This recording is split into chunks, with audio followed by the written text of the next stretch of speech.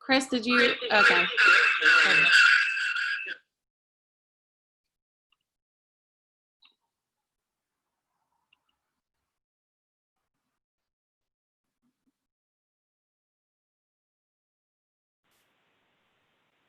Welcome everyone to the Code for Life Student Showcase and webinar. This is our first go at this, so we're going to start in a few minutes, and in the meantime we will enjoy some tunes and some pictures. All right.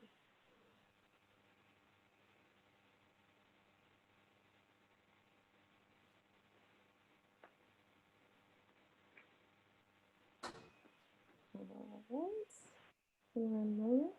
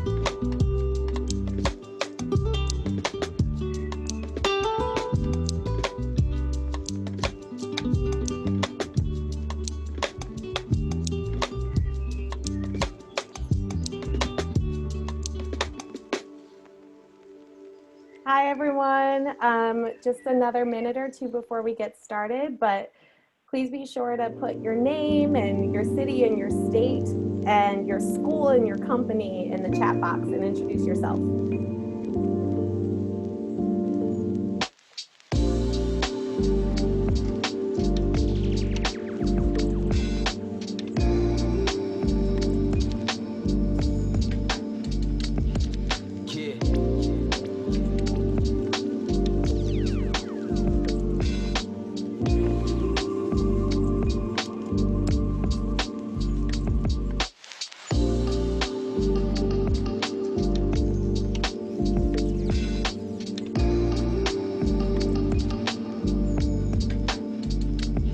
Come on.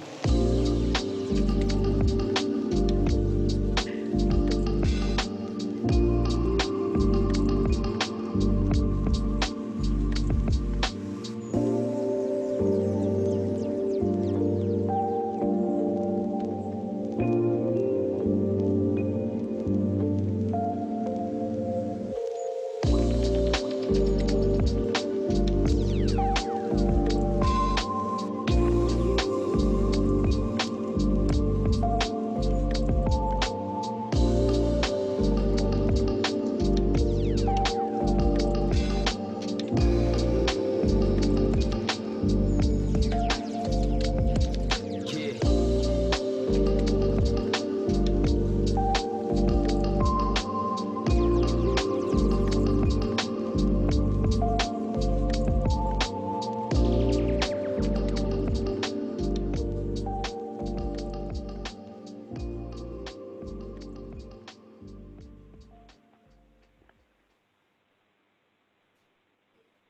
Hi, Hi, everyone. everyone. So I think we're just, we have about 45, 46 folks on. I'm just gonna pause for 1 second. My name is Janelle, and I'm one of the volunteers with Code for Life. And I am so excited everyone's on. This is our first time doing something like this, and we're doing it all on Zoom. So without further ado, I would like to introduce Anita Farrington. And Anita, hold on 1 second, I'm gonna share my screen. Anita is amazing, and she is the Associate Dean of Affairs at the NYU School of Engineering. So Anita, take it away. Well, thank you. Thank you so much for that introduction. Good evening and welcome to our event tonight. We're calling it Code for Life, Equipping the Next Generation of Creators and Makers. We are just delighted that you accepted our invitation to learn more about how Code for Life is really transforming the lives of young people in under-resourced communities, and specifically in Harlem and in the Bronx. They have a unique, holistic approach that integrates teaching coding and building technological proficiency along with important life skills and coaching.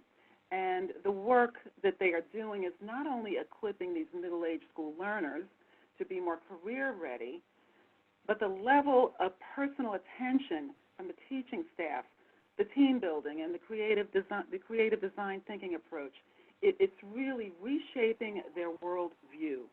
And it's allowing them to reimagine themselves in a technology career. Or as the founder puts it, who I'm going to introduce you to in a couple of minutes, they are creating an on-ramp for these students. And this exposure, in my view, inspires interest in STEM education and a STEM career potentially down the road. Another remarkable outcome is that as they begin to master the material, their self-esteem and their confidence begins to soar. And they take it back to their classroom, they take it back to their block, they take it back to their siblings at home and to their families. And these new skills, by the way, have blown some of their teachers away who viewed some of these students as being slow learners and lacking motivation and potentially not doing well in math, not inspiring confidence in them. So for me, this type of work is such an impactful intervention, and especially at this time, this middle school age at so many levels. So for the past weeks, as all of you know, we have been witnessing an unprecedented response and a call to action to address the systemic racism in this country. And access to quality education for our students of color is a top priority, two tops. And Code for Life is doing the work right now in the heart of the community, and it's hard work to break down the barriers and level the playing field by delivering this important coding content in the community in a NYCHA building. what really separates Code for Life from other coding courses and other coding programs, in my view, is that it's not just about the coding. It's the for life part of Coding for Life. And that is what has made it as successful as it is. They are inspiring these young makers and these creators to believe in so many possibilities that they never even considered. And this is why I support and I partner with this organization. Now, in a few minutes, you are going to meet some of these young stars, and you'll witness, and I hope you'll feel their infectious energy, and you'll also witness their sheer enjoyment and the pride in how they have mastered these skills. And they are just pumped about this. I can't wait to see these showcases. But before we bring them on, I would like to introduce you to the founder of Code for Life, Chris Troy. Let me just tell you a little bit about him. And he was so modest. He didn't want me to do this, and I insisted last night because it's important that you know what his journey has been and what his dedication and commitment is. Chris has been in the nonprofit sector and youth development area with a focus on marginalized youth for over 35 years. He has been recognized as a leading social innovator in his field, and his impactful work in truancy among the most high-risk students in Boston became a subject of a Harvard Graduate School of Education study, and it was applauded by the Lumina Foundation for enabling hundreds of these students to receive scholarships and then to go on to college. I think that his most notable work, and what many people in various communities throughout his entire career, they met him through his church-based organizations, and his work always has been in the most high-poverty neighborhoods. He was born in Harlem. He loves jazz just like me, something that we have in common. But being born in Harlem and now coming back full circle, living in Harlem, doing this important work, and I have to say, last night he said, he believes this is his best work. And so, again, I applaud you. If we were in a different environment, we would all be applauding, but please give a warm welcome to Chris Troy. Chris, come tell us more about the mission of the organization. That was way too long, Anita, and but I appreciate it. Thank you all for coming tonight. We really appreciate your taking the time out to meet our young people, to see how gifted they are. Code for Life was initiated through a series of conversations with local faith-based and community-based leaders throughout the city of New York, Brooklyn, Bronx, Harlem, and people who love their community, love their young people, and wanted to see them thrive in life. And we established a mission to help equip young people with the life and tech skills they'll need to thrive in this new economy and this next century that's even going to be more tech driven than ever. And we really seek to help young people tap into the fact that they're creators and makers, not just consumers and users of this technology, but they're creators and makers, not consumers and users. And so we equip them with the skills that would help empower them to be successful in life and to tap into the many gifts that they have. And so we don't do that alone. We've got partners, and I want to recognize some of those partners. If we could maybe show that is Nyack College, the National Society of Black Engineers, which our keynote speaker will share more about, Young Life, and the Bowery Mission, which is where we are right now with the young people here. And I just want to say something that, over the last 4 months, many of you haven't seen me in the last 4 months. Clearly, I have not had a haircut in 4 months and grew a beard, but that's not the only thing that's happened over these past 4 months. Over these past 4 months, all the young people that you will meet here have gained some valuable skills. And I think you're going to enjoy hearing from them. And the other thing is that over these past 4 months is that it's more apparent than ever that there's some inequities going on in our society. Code for Life is really designed to help create opportunity and to overcome those inequities. And because we believe in our young people, we believe that change is possible. And so I'm really happy that you're here. I'm excited about what you're going to see. You're going to be really impressed with our young people. And I'm going to introduce the first, and also want to acknowledge the advisors that we have that are listed there on the screen who give us the input so that we are aligned to what the real world skills that we're going to need, to that it's not just skills that are going to be unnecessary for our young people to compete in the marketplace someday. And so we're really thankful for all those people listed there on as our advisors. So the first group that we're going to introduce is our Web Basics group, and they've got something called the Pocket Tutor.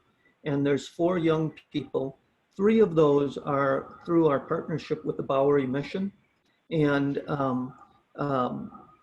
so we're really thankful for how we can add value to what the Bowery is already doing here in the Bronx and in Harlem.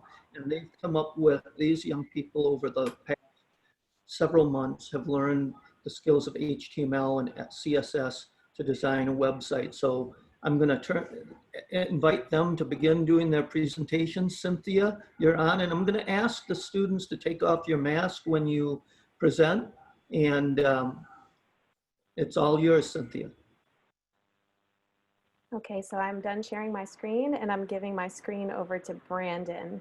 And just a quick reminder, again, all the students are in one physical location, but they're practicing social distancing. So that's why they have their masks.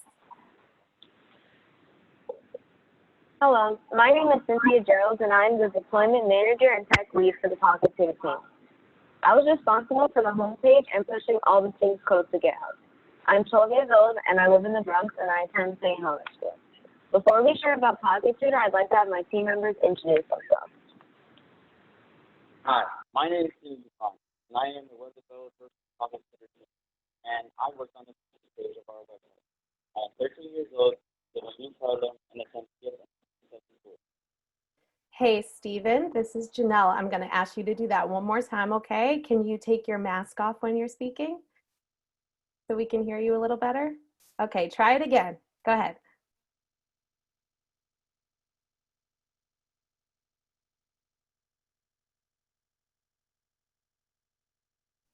Unmute yourself. You're good. You got it. Unmute, and there you go. Oh, you're still muted. Unmute. There you go. My name is Steven Guzman, and I am a web developer for the Pocket Tutor team and work on the feature stage. I am 13 years old, live in East Harlem, and attend CS and the City School.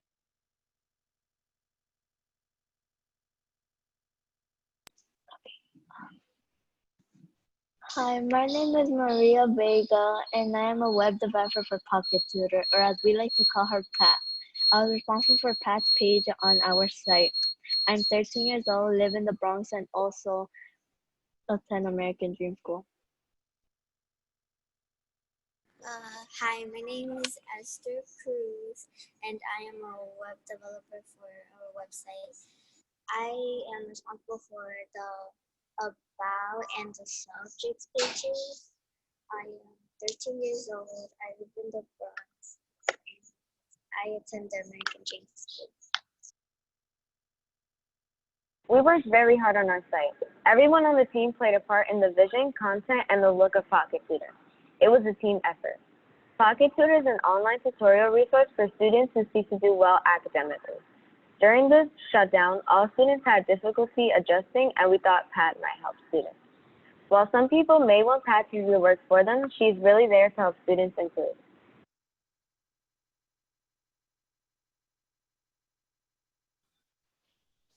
Great job, everybody. They did a lot of work on this. They did it all remotely, and they learned a lot. If they look back at the skills that they gained between when they started in March before the shutdown and now. They didn't know any of the terminology. They didn't know a head tag from a P tag from a whatever tag, right? It was all Greek to them, and now they speak that language and they code. I want to take a moment to introduce my friend and our keynote speaker, Dr. Carl Reed. Carl is a native of the Bronx in Long Island here in New York, and he's a graduate of MIT and Harvard, and has spent over the last 22 years being a leading advocate for increasing college access, opportunity, and success for low-income minority youth. And in 2014, he became the executive director of the National Society of Black Engineers, and better known as NSB, NSB rather, sorry about that, NSB.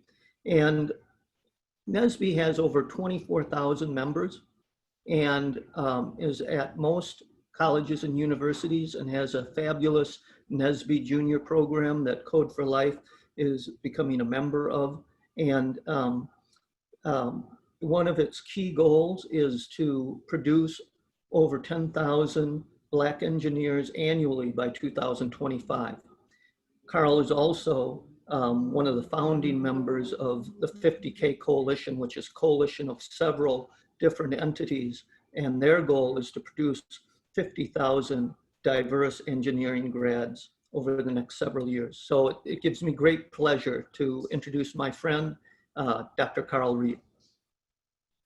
Chris, thank you. Thank you so very much for your generous invitation and introduction. It's an honor to be here, to be a part of this this celebration tonight and the celebration of achievement. Our relationship, Chris, goes back, I think, nearly 20 years in the Boston area with you, with Young Life, and me with MIT and some of the other work that I did in tech industry with IBM. So.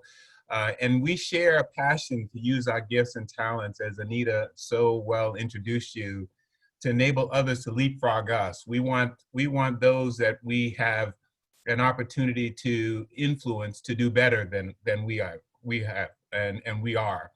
And we also use our platforms that we've been given, God-given, to speak for those who can't or won't speak for themselves. And it's interesting how we both stumbled on this intersection between opportunity and youth and technology, in my case, engineering.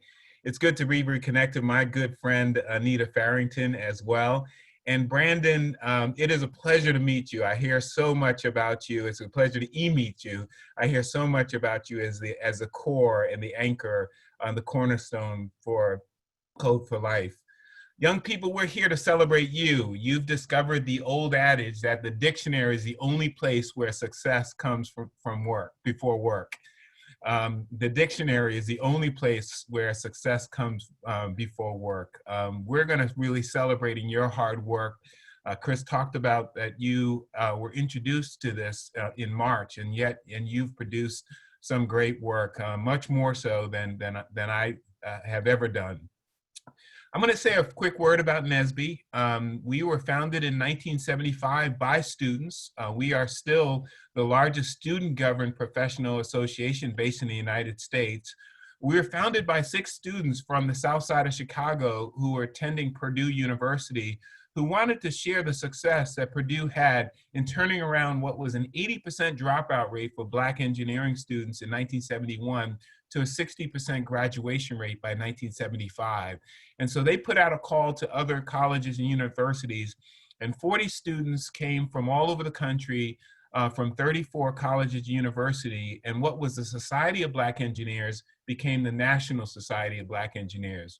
And as Chris says, today we are 25,000 members, over 600 chapters worldwide. Our mission is to increase the number of culturally responsible Black engineers who excel academically, succeed professionally, and positively impact the community.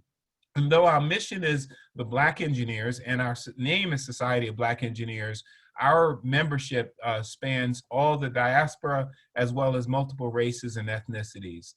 And Chris mentioned that 2025 goal to produce 10,000 Black engineers annually and work with colleges and universities.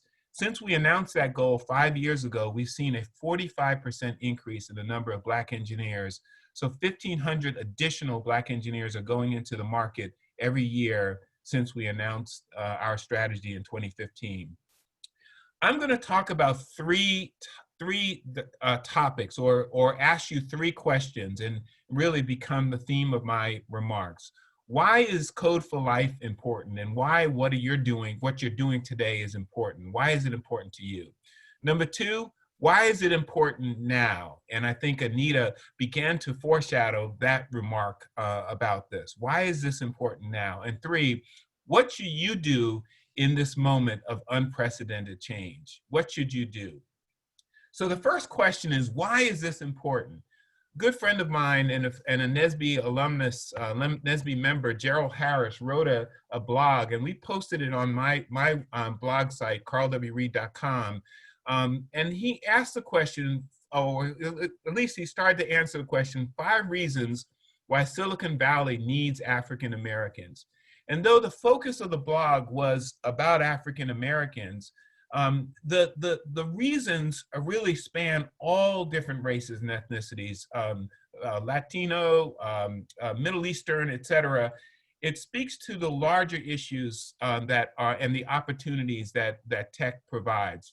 And so what I'd like to do is share with you 2 of those reasons, given the time I have, and then offer a third reason. So why is this important now? First of all, for the market for what we can produce, what you can produce, and who you can serve is ripe with opportunity. African American consumers spend more than $1.3 trillion annually. Latinos spend over $1.5 trillion, and both of those consumer markets are expected to grow hundreds of billions of dollars in the next 5 years. But despite that spending power, our spending is largely ignored by tech entrepreneurs. And so the opportunity to build tech solutions for consumers of color is an untapped market.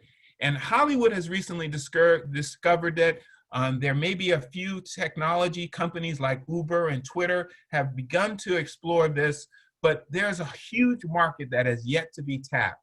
And you think about FUBU, right? For us, by us, you could be the next FUBU in tech, bringing solutions to our communities and serving our communities better, and open up huge market opportunities.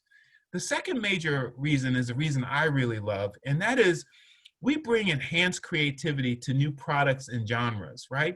You think about what we've done in the music industry. We've introduced hip hop, we've introduced jazz, we've introduced new music, even country rap, right? Lil Nas X and Billy Ray Cyrus brought up this whole new genre.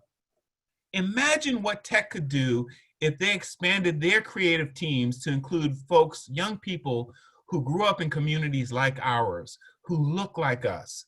You think about what would Apple look like if we were in the design room for the next generation of the Apple Watch. It might look like Wakanda beads and not like this, right? Think about the opportunities that we can create in the new products that we can create, because we bring a new flair to that. Diverse teams are the best teams that produce the best results. And the other reason why this is important today is the best ideas often come from someone who's outside of the field, right? Thomas Kuhn says, the people who achieve fundamental inventions of new paradigms have either been very young or very new to the field. And so young people bring fresh eyes to new problems and opportunities. And this is why you are uniquely qualified to take advantage of these opportunities. So that's why it's important. Now, why is it important now? I attended a workshop a few years ago, and we discovered that when there was a national or worldwide crisis, it always led to transformational changes in society, new federal policies and laws, new social order, and new technology as well. Think about all the things that have happened from World War II to the recent Great Recession. There's been always this new innovation that comes as a result. In this country and around the world, we're in the midst of several major crises right now.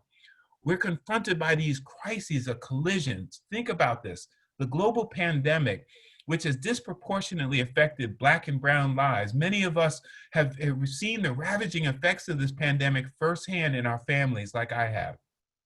It's exposed healthcare and socioeconomic disparities once again.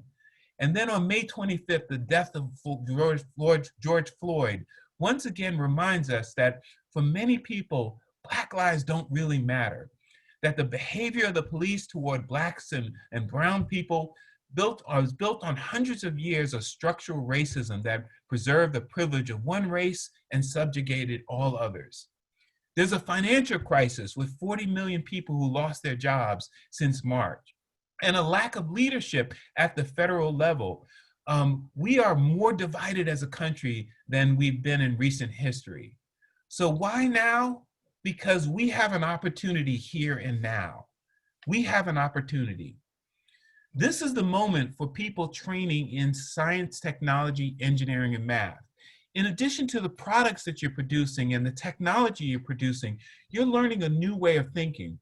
Critical thinking, analytical reasoning, problem solving come from the kind of ways that you're engaging today.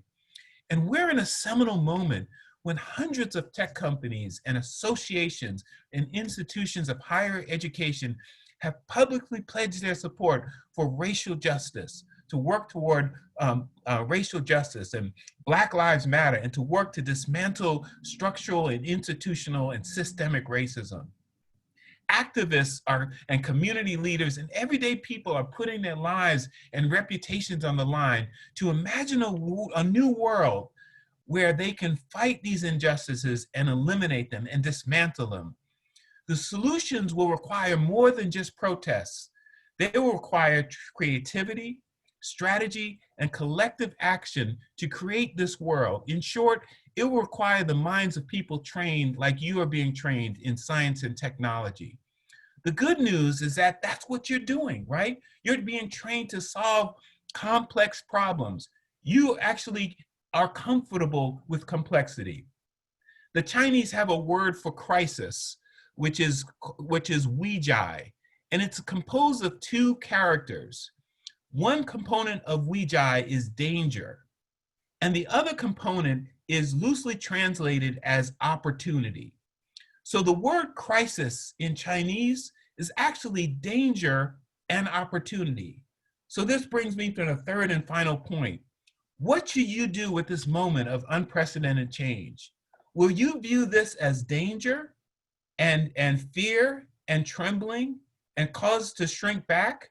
Or will you view this as a critical juncture and opportunity to affect change?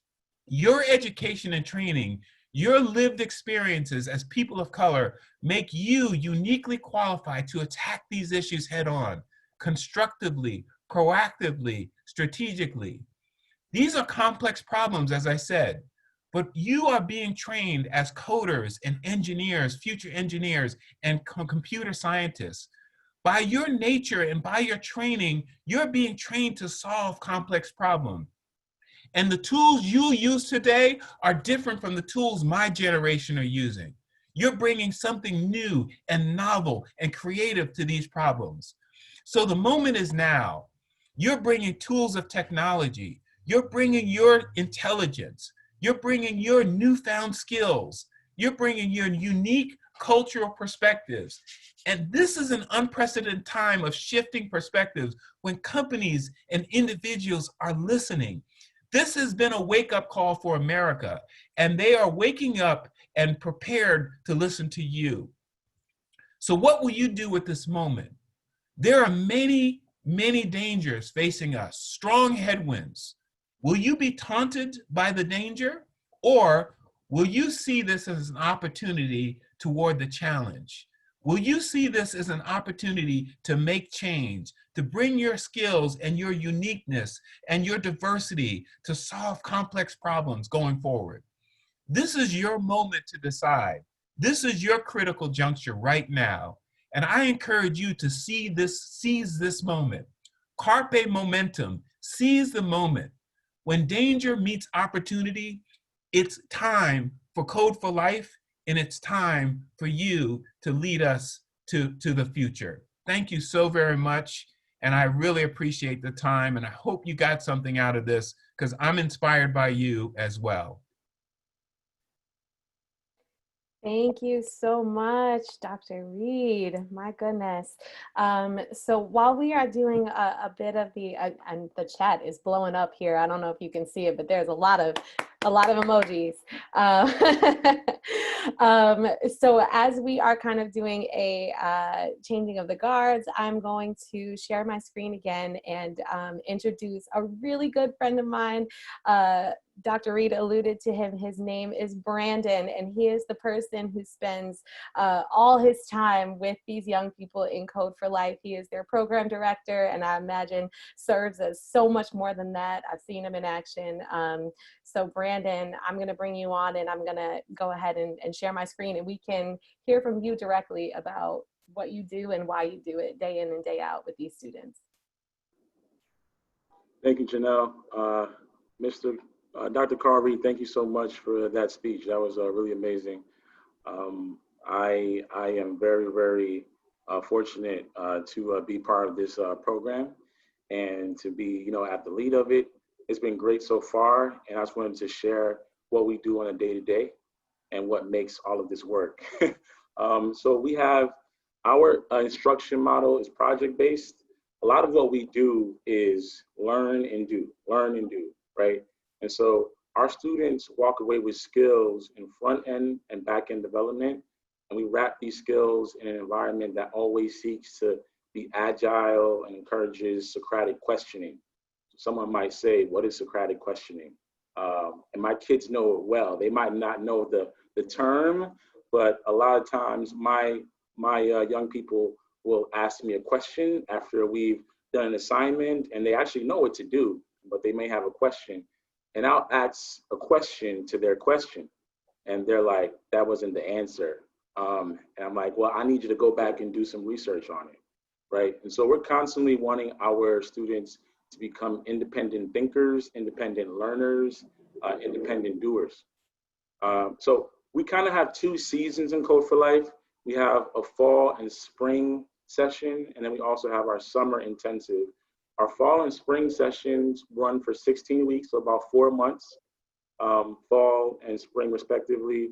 And then we meet twice a week for 2 hours. So it's either a Monday, Wednesday, or Tuesday and Thursday.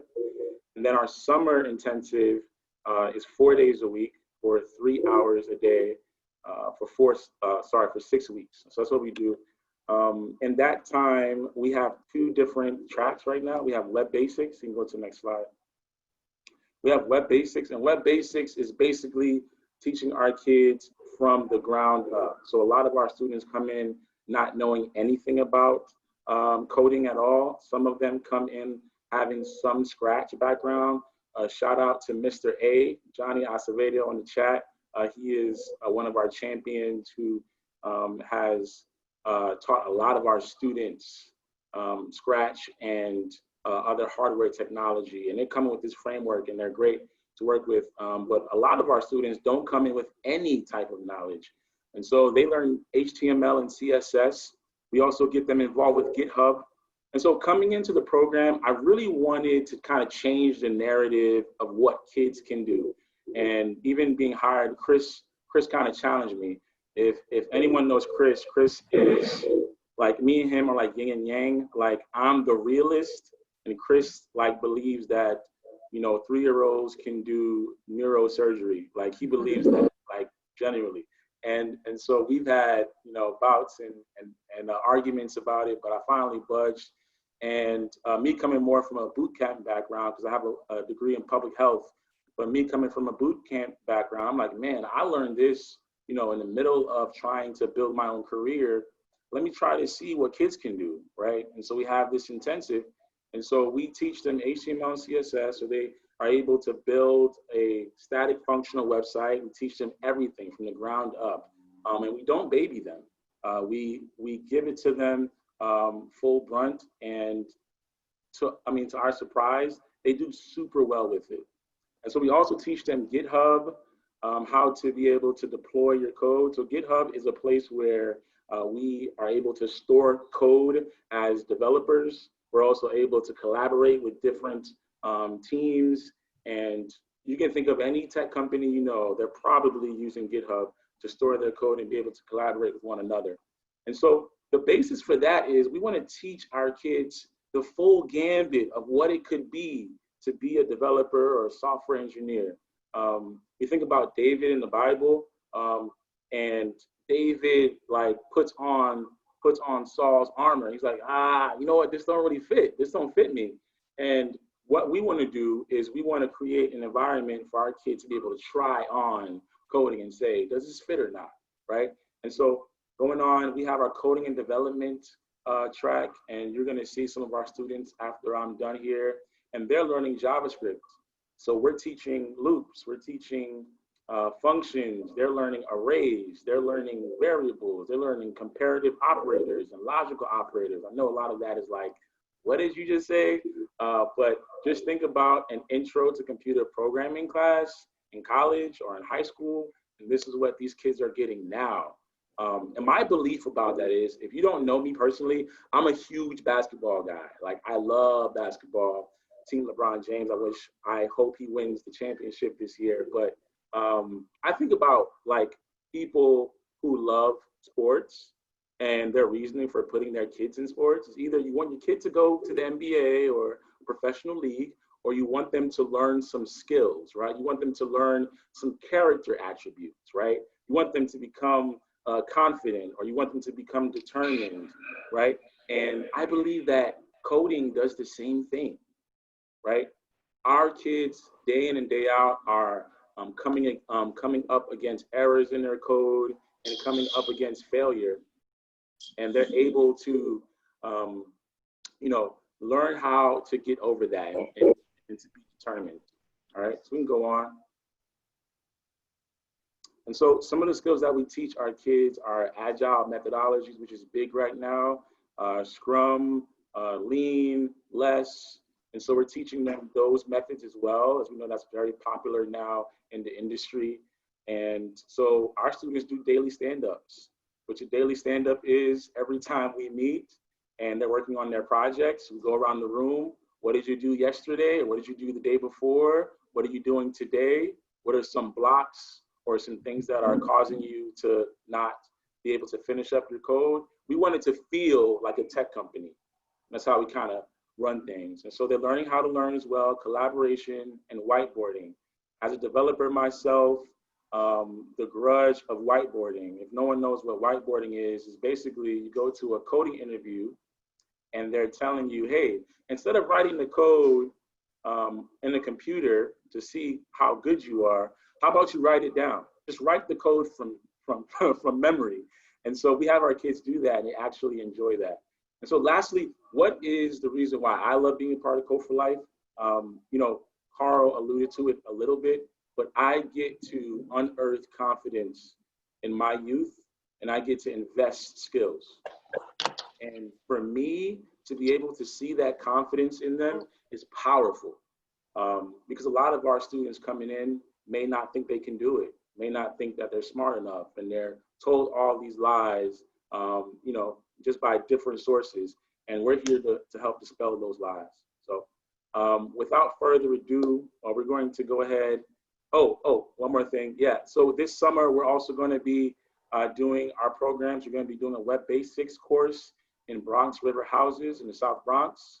And we're also going to have our summer JavaScript course in Mott Haven. We're going to be teaching EarSketch, which is an intersection through Georgia Tech between music and coding, and P5JS, which is an intersection between art and JavaScript as well. So look forward to that. If you have anyone who's interested, you can have them sign up.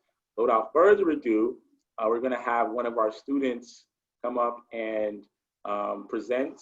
This is Kevin Hernandez. Kevin is one of our students who's been with us for about a year now. He's been a TA, so he's been part of other cohorts teaching kids HTML. He's currently in our JavaScript course. We love him. He's got a little swag to him. He's got this little hair swoop thing happening. but I'm gonna let him come on now, and he's gonna show you Vegan Meter. All right, Brandon, so you can go ahead and share your screen. And welcome, Kevin. Yay.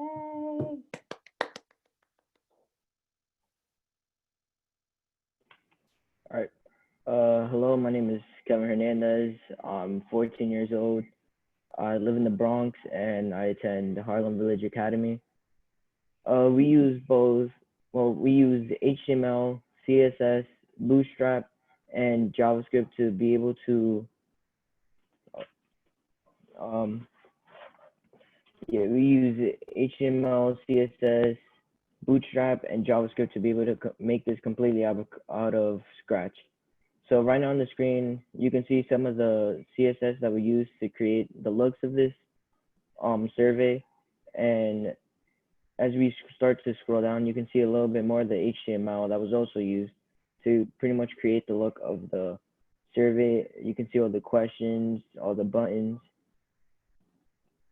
And right now on the screen, you will see some of the JavaScript.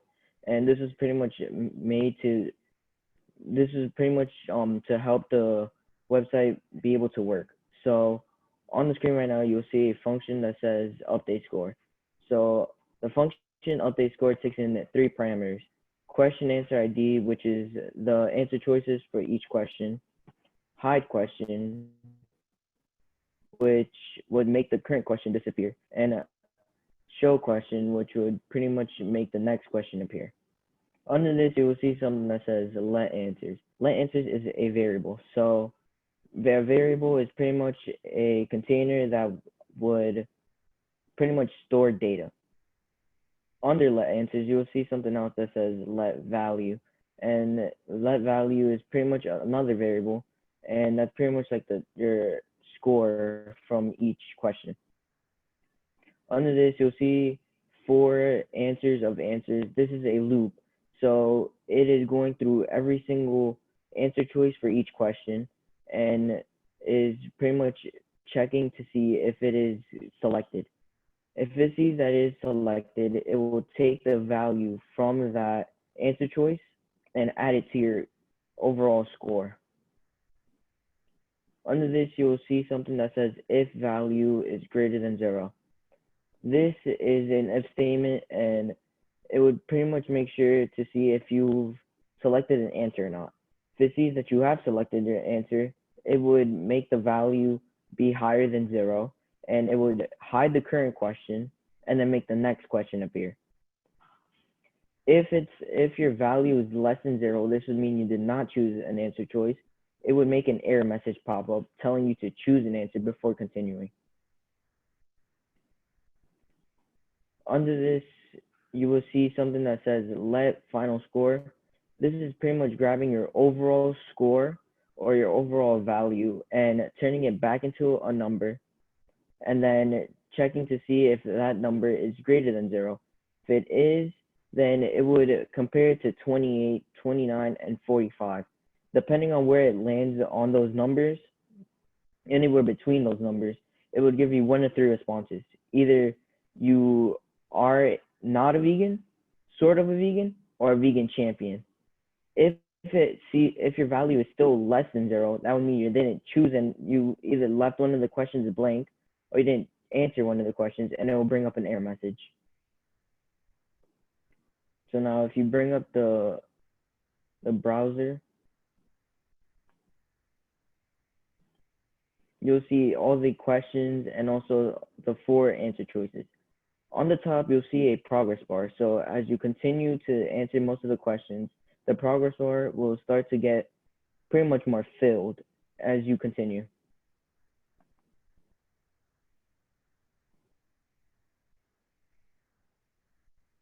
As you can see in the bottom of the web page, it says, please choose an answer before submitting. So this is the error message. So if you just don't select any of the answers and just click next, it will just bring up an error telling you to choose one of the answers before submitting. And as you can see, after you're done with the survey, it will give you 1 of the 3 responses. This is great, Kevin. So Kevin, I just want to ask a question. Well, 2 questions. First question is, what was it like working on this project, you and your other teammates?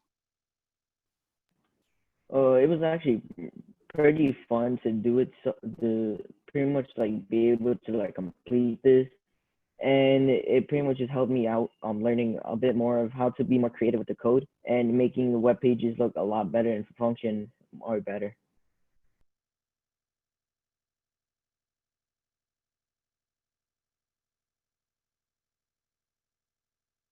Sorry, I was muted there. So thanks to Joandi, to Xavier, Abel, Patrick, Jose, Ian, Kevin, Naya, and Wendy are all part of that. So we're going to move right along to another widget that we've worked on, and our presenter for that is going to be Joandi Mercedes.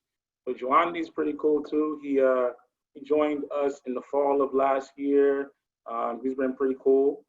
He's all right. But we're gonna introduce him now, and Joandi, take it away. I'll go ahead and share my screen real quick. You got this, bro. Can you guys hear me? Okay. Hello, my name is Joandi Mercedes. I am 12 years old. I live in the Bronx and I attend Harlem Village Academies. I'll be presenting Sneakers today, who is a chatbot with attitude. The technologies we use on this widget was JavaScript, HTML, CSS, and Bootstrap. We also got to push our projects up on GitHub. JavaScript is a main language that was used to bring Sneakers to life. Think of it like Siri or Google Assistant, where they coded it so that it would say something particular depending on what you would say to it first. Sneakers uses the same concept, but not nearly as intelligent because they have hundreds of thousands of responses. So in Sneakers code base, we use a lot of variables to be able to capture specific data and HTML elements. And when I say HTML, I mean the stuff that you usually see on the page, which would be like the words, images, and the overall structure and design.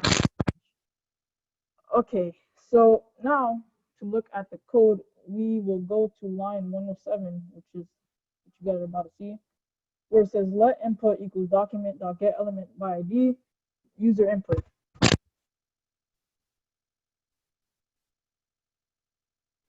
Uh-oh, Joandi, we can't hear you anymore. Nope, try it again. I think you may have knocked out your headphones. Hello? I can hear you now. You sound great. Keep going. So on line 106, we're going to see let input equals document.get element by ID, user input. That is basically grabbing what you put into the computer and renaming it as input so you can use it later.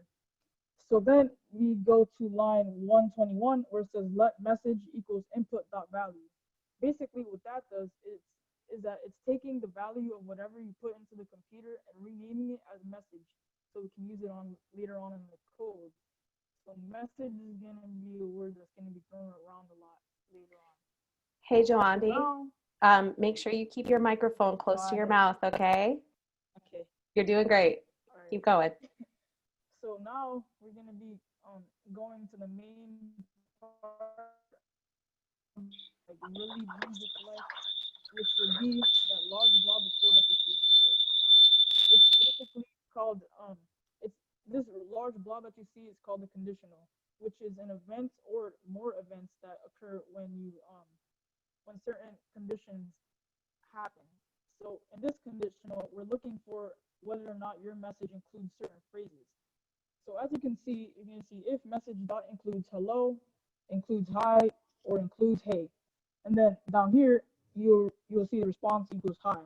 Basically, what that does is that if you put in hello, hi, or hey into the chat, then it'll respond with hi. Or like if you ask how are you, the response is gonna be I'm pretty good. You tell me. Oh, actually, he chooses a random response out of a group of responses. One being I'm pretty good. You tell me. I've been thinking blah blah blah. So now, say if like if you didn't put the exact same thing as you put in the code. That's what you do. That's why we use message.includes, because not everybody writes the same way. So we put generalized phrases inside there, so then so it didn't cause any errors. So now we are going to test it by typing in hello into the chat, and it will respond with hi. You can ask how are you, or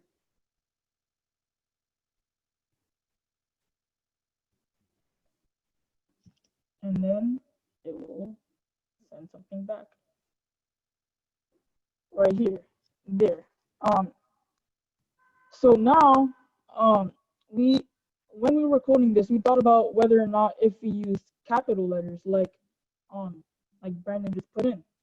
Well, what we basically do is that in the code we turn the message lowercase, so then we could compare it in the conditional to lowercase to lowercase, so then it wouldn't cause any error.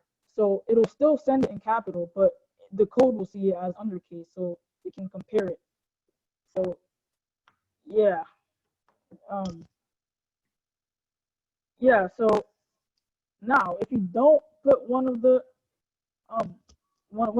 recorded responses, then that's where the else part of the conditional comes.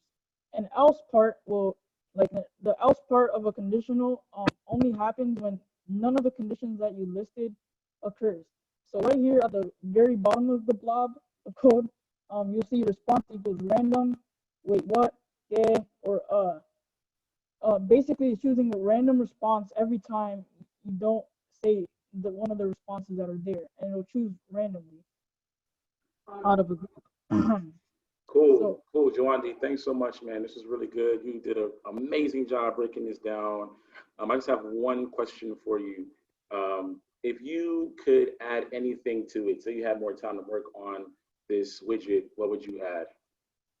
I would add more responses, because like I said, Siri and Google Assistant all have hundreds of thousands of responses, which is what makes it so smart. So if we added more responses, it would become more smart. Yeah, and maybe more the design a little bit, because there's always something to improve. All right, thanks, Joandi. Welcome. Okay. All right, so I'm gonna call Chris back, and he's gonna just have a little Q&A with Patrick, Wendy, Xavier, Kevin, and Joandi. So Chris and students. Thank you. Thank you. That was great. I mean, that was awesome. And you know, I was able to sit in on a lot of these sessions with all of the young people. Ian, Ian, Kevin, Naya, Wendy, Patrick, Jose, Xavier, and Joandi all worked on both of these projects. And what was great about being on with them is they would have a problem, and Abel, who's not on this presentation, would say, I like problems. And which is the definition of a growth mindset, is that they take on problems to overcome them. And Joandi was always great for, I don't want the answer, I want to work it out for myself. And so repeatedly, all of them would spend literally 3 hours on a session trying to figure out how to code this. And they had a lot of fun with it. And I forget who it was, it may have been Patrick or Abel, would say that they would be growing brain cells, or their brain cells were hurting or something like that. It was very fun, and they did a great job. So I want to, I'm gonna ask some questions of 3 of our students, and maybe add Kevin into this. I'll just ask different people some questions. Maybe start with Kevin. What do you like most about coding?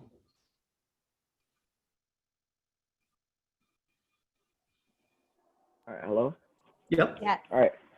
What I really like about coding is pretty much how like creative you can get with it. So pretty much you can design a website and pretty much design it the way that you want it, instead of getting like pretty much limited on certain things that you can add.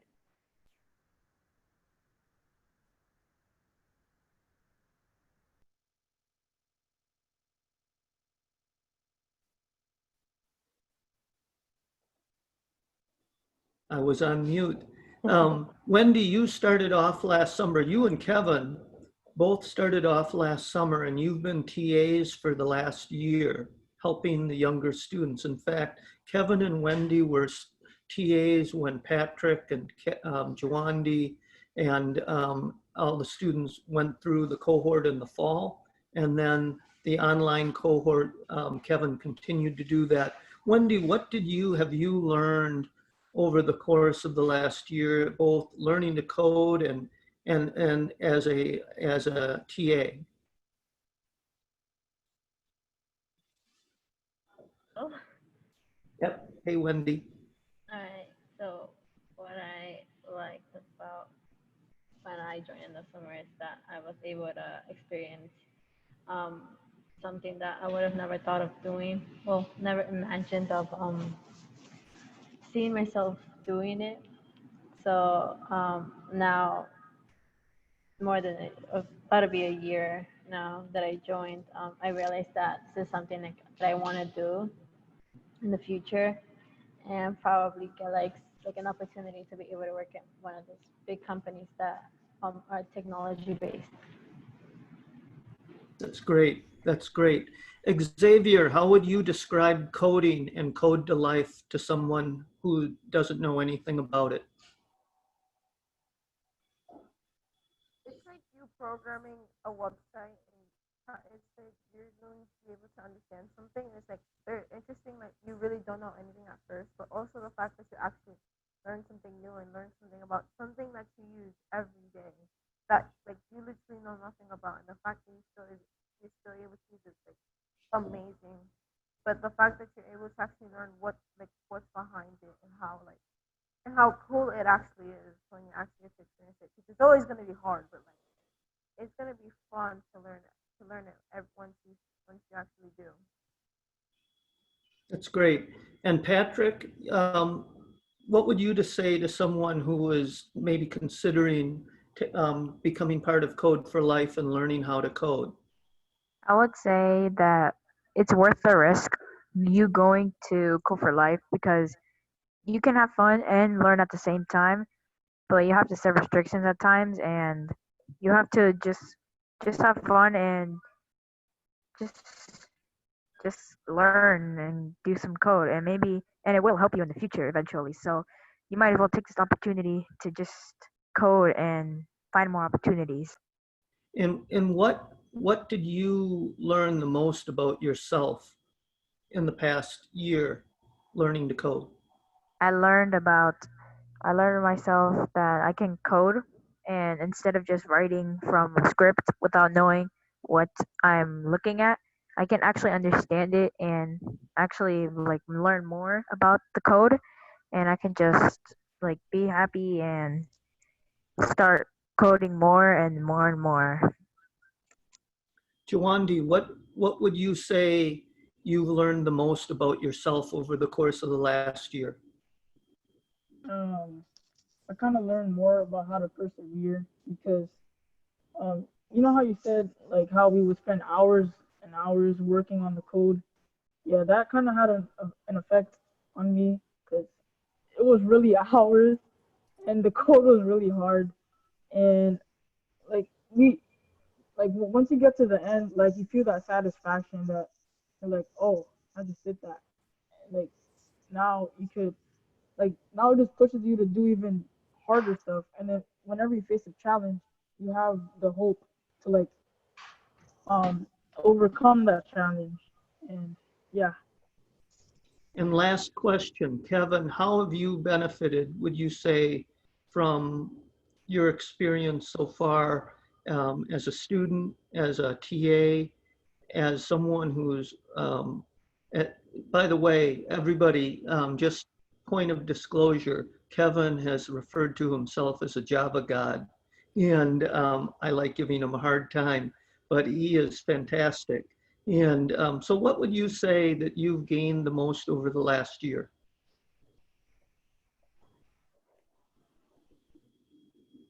Kevin, you're on mute. Okay. I feel like I really benefited a lot during this because at first I didn't really like know what I really wanted to learn at first. I also had mixed feelings at certain things I was doing, but Code for Life actually helped me find out that I could actually start learning how to code, and I actually found a lot of interest in it. At first, I started struggling with it at first, like trying to like remember everything. But once you like start to like pretty much like start to learn everything, everything starts to like come at ease, and you pretty much feel as if you've been like fully satisfied once you can actually create certain things. That's great. That's great. Well, we're going to turn now. Let's give them all a round of applause at home. And they did work really hard, both the Web Basics and the JavaScript group. I wish that you all could meet each one of the students because they're fantastic. They're wonderful, they're gifted, and not a surprise because each of them are created in the image of God with many, many, many, many gifts. And so I just want to turn it over for some maybe 5 minutes of reflection with Carl and Anita. And then we'll close out our time after they are done with a few things that I'll share to close us out. And go ahead, Carl and Anita, just some reflections as you've heard the students. And let's, since we're going a little bit over, about 5 minutes, and then I'll wrap it up.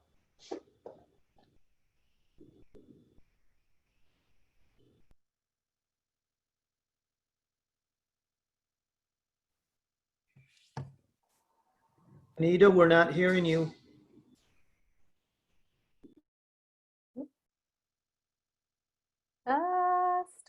Still not hearing you.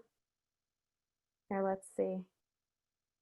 Maybe while she's getting her sound, Carl, what are your reflections? I mean, share what your thoughts are as you saw the students share what their projects were and their knowledge. Yeah, I mean, Okay. oh. Anita, we can hear you now. Yeah, I think someone had muted me. So, Okay, no, thank you. So I was going to say just not so much a reflection, but just a reaction. This is just so incredible, the amount of work that you all have accomplished in such a short period of time. And I'll tell you what I was thinking. I was thinking about the grit, very important quality in my engineering students. There's a fearlessness of failing. They welcome the problem solving. And sometimes they fail, and they fail, and they fail again. And these are such important attributes. I'm seeing this now. You are truly budding engineers. So that's a shameless plug to recruit you down the road, to recruit all of you down the road. I was just so impressed. And Carl, lean in here because I was watching Carl's reaction as well. Oh my goodness. I was just, you know, I love the remarks that some of the students said about the hours that they spent. And, you know, when you're doing something you love to do, you don't realize how quickly time flies because you're really in a flow. You lose sense of time and space, and you look up and 2-3 hours have passed and you've done something. You know, I also love, and what I heard in the Q&A, and thanks, Chris, for that, was the growth and confidence that the students had. And after you've had that success, it's really addictive, and you want more of it. And you want to pick up more, and you want to do more, you want to try more. And I used to cycle, you know, do a lot more long distance cycling. And I hated to go right out of my neighborhood because it was this hill. And you know, so I would always go left until I realized mentally what I was doing. I was avoiding that hill and going left.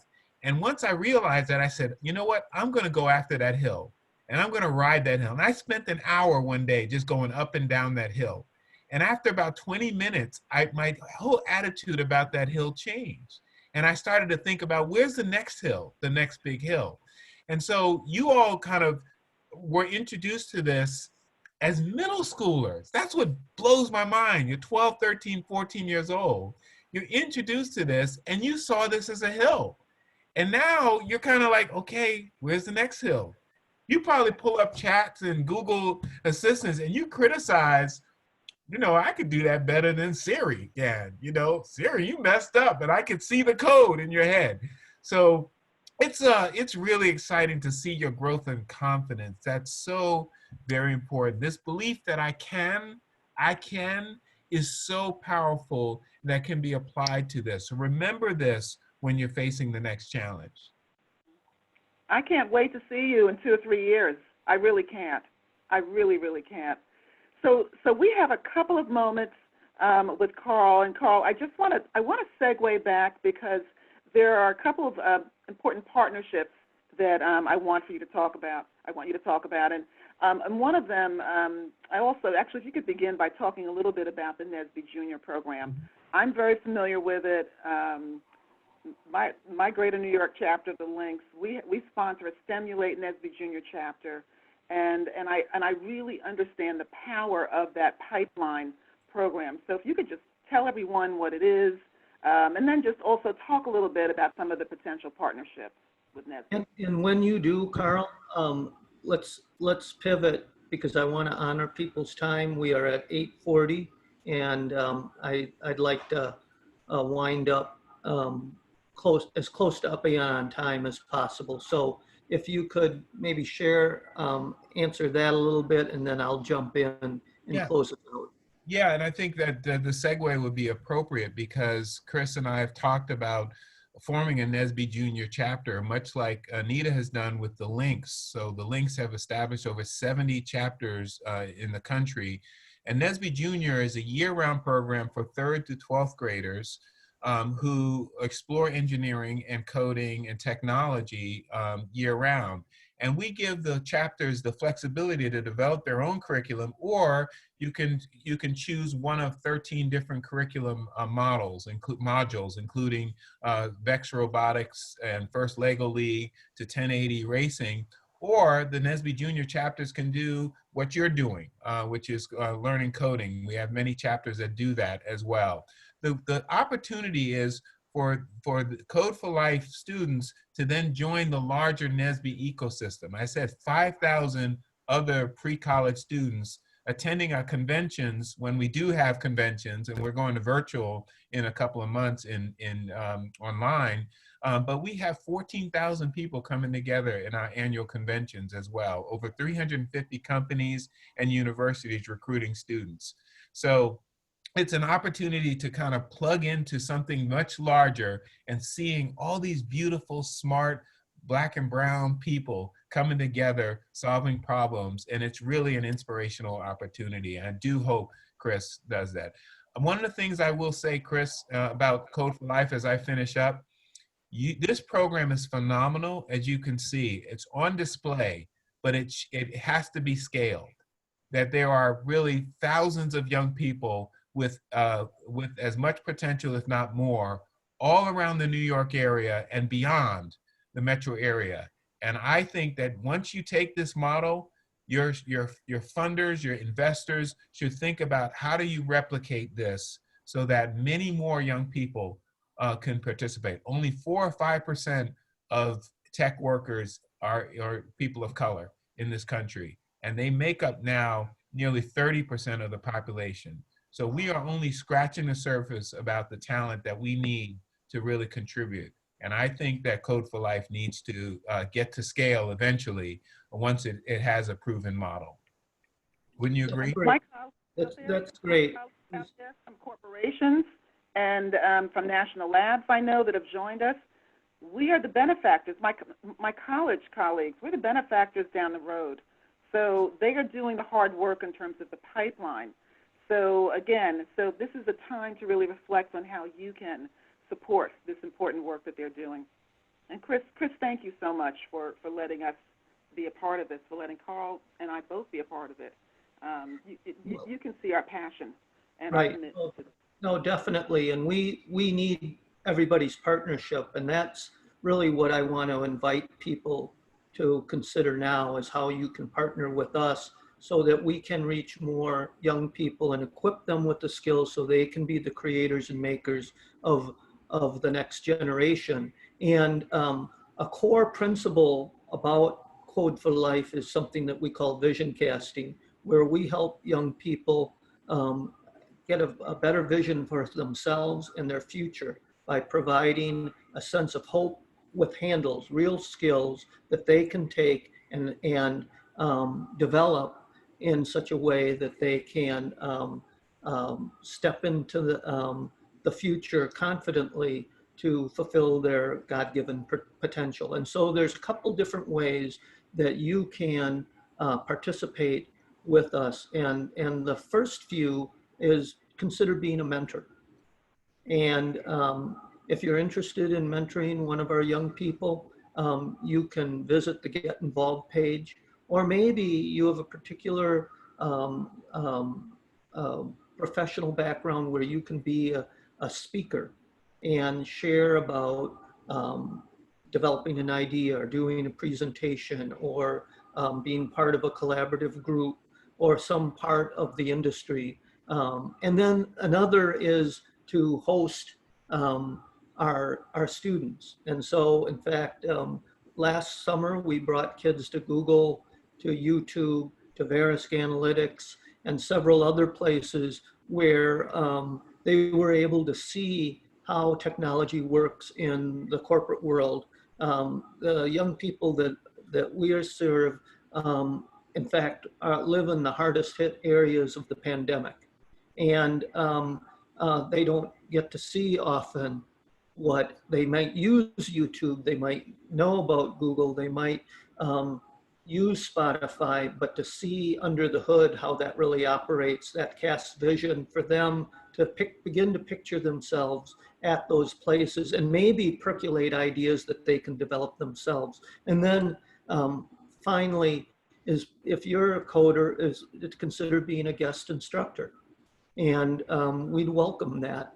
And then finally, of course, it takes resources to grow and develop, to scale, and to do this. And one of the unique features that we have, for instance, at Code for Life is that everybody who completes the Code for Life program, the Web Basics, gets a laptop. And we don't give them a laptop because as a reward, we give it as an investment in their continued learning and growth and development. Because what use are the skills if you can't use them, right? And so we're committed to their growth and development. And so that we hope that you would take some time and visit our website, go to either the Get Involved page on possibly mentoring or guest instructor or guest speaker, or maybe hosting our students at your company. And then finally, consider how you can support financially Code for Life so that we can reach more young people and invest in them and equip them with the skills that they can be the creators and makers of the future. And so with that, I just really thank all of you for joining us. I think that you can't help but to be inspired by how gifted our young people are and how eager they are to learn and how able they are to grasp this. And so we just really hope that you will partner with us so that we can continue to equip them with the skills that they need to thrive in their lives and in their future and to contribute to their community and our society. So thank you for joining us tonight. Please contact us if you have any questions. And again, you can go to the Get Involved page and/or consider being a donor and supporting us. And you can always reach out to us and we'd love to engage with you. So thank you for joining us. I think we did a pretty good job. We're 3 minutes. We did. Hey, Chris, just one quick note. This is Janelle. I just want to say, guys, I do not know how to code, but I am a volunteer. And so there are lots of ways that you can get involved, including using your project management and community skills in this way. And the last thing is we did record this session. So we are going to add you to the Code for Life mailing list and we will send you a link to the recording. I also have saved the chat, so I get the pleasure of going through with Chris and making sure all of these amazing matches and connections happen. I saw better.com wants some interns and some developers. I saw BioLight Energy. So thank you guys so much, all of the industry experts who are on here and want to connect. We will definitely make sure that that happens. we look forward to partnering with you, and thank you for taking the time out of your evening to join us. And all the Code for Life students, you young tech developers, you did a great job. So Yes. yes, I owe you another meal, more food, of course. And thank you and good night. Thank you very much. Thank you.